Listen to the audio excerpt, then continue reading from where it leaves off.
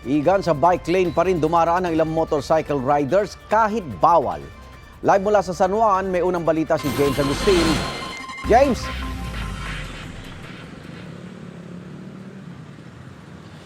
Good morning mga motorista nga na dumaraan sa bike lane yung hinuli ng mga tauhan ng IAC. Dito po yan sa southbound lane ng EDSA na sakop na ng San Juan. Hinarang ng Interagency Council for Traffic o IAC ang mga motorista na dumaraan sa bike lane ngayong umaga.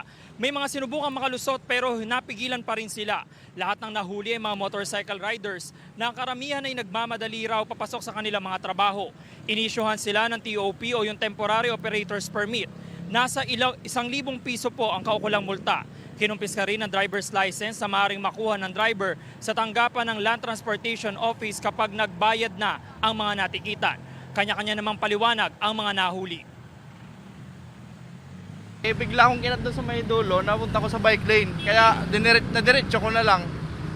Nabulagan, di ko naman alam na no choice na. Kaysa sumingit pa ako sa mabangga ako ng... Yung kanina kasi yung sasakyan, sakto naman po dito, biglang kumanan din parang bigla siguro na sa bilis ng ako naman in-overtakean ko na lang kasi parang napagitnaan niya po ako dito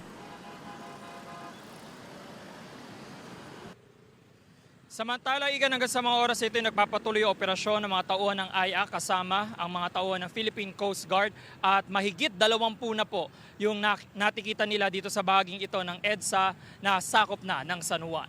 Yan ang unang balita. Ako po si James Agustin para sa GMA Integrated News.